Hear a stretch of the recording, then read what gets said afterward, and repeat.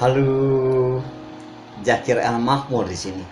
Di sini pula kita belajar memahami kehidupan lewat aspek puisi, karena puisi dapat memperkaya jiwa kita.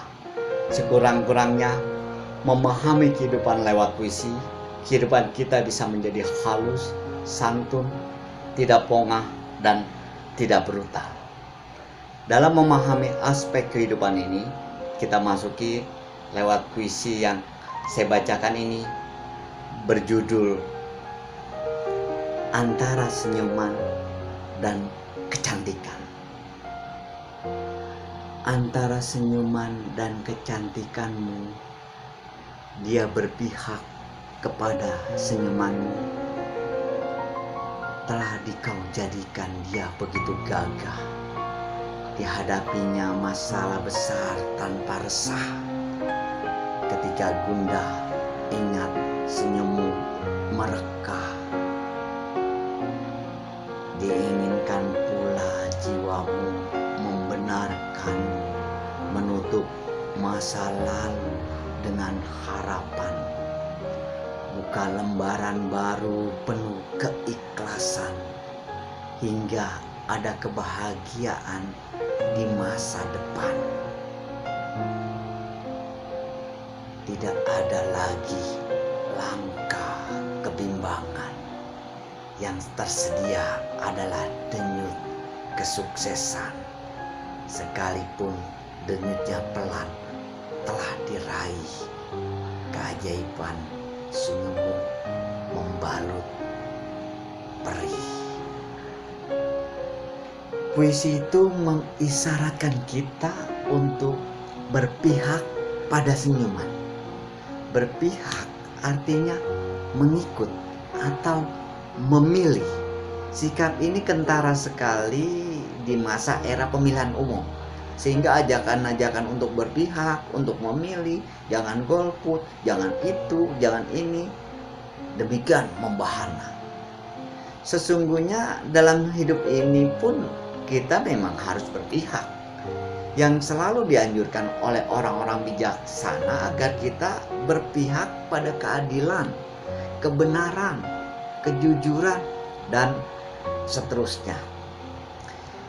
Ketika orang dihadapkan oleh pilihan antara keadilan dan penindasan, tentu orang berpihak pada keadilan, karena lumrah pada tataran-tataran demikian orang selalu berpihak pada yang baik-baik saja, walau semua itu ada kalanya melenceng dari kenyataan. Lantas, bagaimana bersikap ketika seseorang dihadapkan untuk berpihak antara senyuman dan kecantikan? Seorang ulama besar, Buya Hamka, memberitahukan, kecantikan yang abadi terletak pada keelokan adab dan ketinggian ilmu seseorang, bukan terletak pada wajah dan pakaiannya. Dengan bahasa yang indah pula, seorang sastrawan Indonesia kelahiran 1970, Helpitiana Rosa, mendefinisikannya begini: cantik itu pilihan. Ketulusan serta bahagia yang selalu kau upayakan hadir di hatimu bagi diri dan orang lain senantiasa akan memancar hingga wajah. Itulah kecantikan sejati. Kemudian semakin jelas lagi ketika aktris cantik Dian Sastrowardoyo mengaktualitaskan apa itu kecantikan. Aktris yang pendidikannya cukup tinggi ini mengatakan, beauty attitude yang membuat wanita cantik.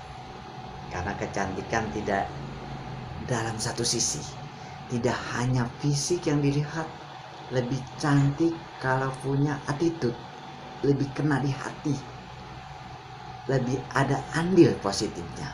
Begitu kata dia. Meski semuanya demikian, dalam puisi yang tadi saya bacakan justru pada larik-lariknya mengatakan antara senyuman dan kecantikanmu, dia berpihak kepada senyumanmu. Telah dikau jadikan dia begitu gagah. Dihadapinya masalah besar tanpa resah.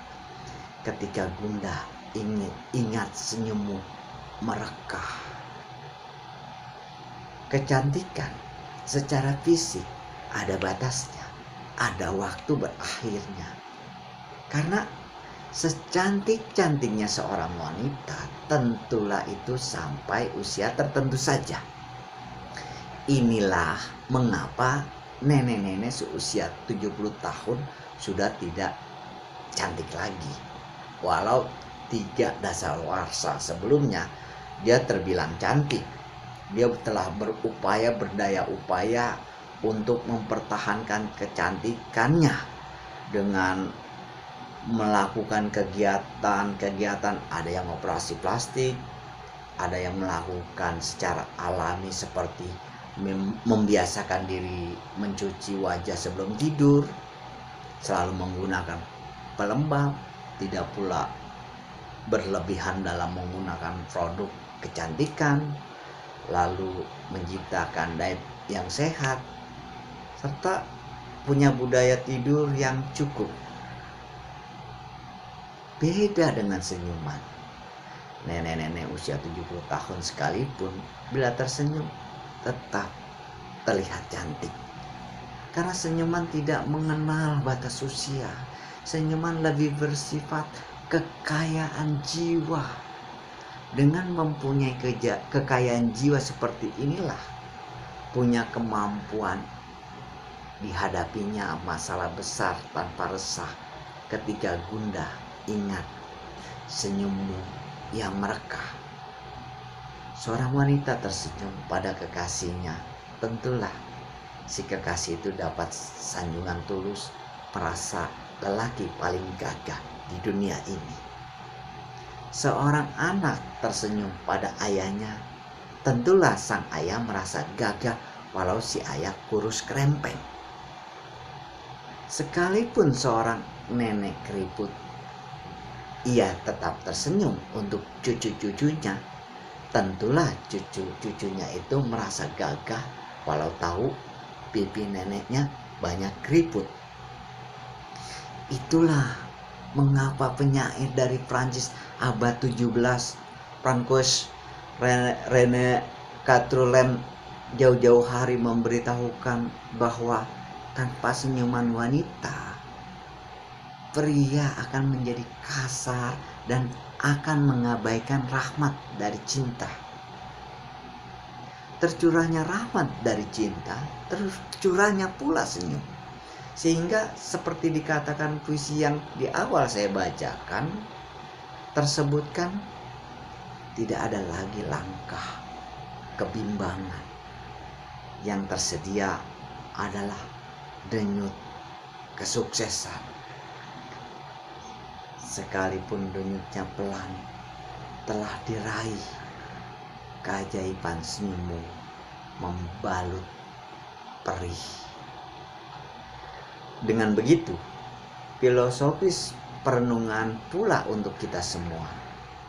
Ada filosofis perenungannya pula disampaikan oleh penulis kenapaan Indonesia, Pirsa Besari, mendefinisikan perih begitu puitisnya. Lewat salah satu karyanya yang berjudul Garis Waktu, dia mengatakan, jika saatnya tiba, sedih akan menjadi tawa, perih akan menjadi cerita, kenangan akan menjadi guru, rindu akan menjadi temu, kau dan aku akan menjadi kita. Ya, saatnya perih akan menjadi cerita yang memperkaya kehidupan kita. Karena antara senyuman dan kecantikan, dia berpihak kepada senyuman. Terima kasih. Salam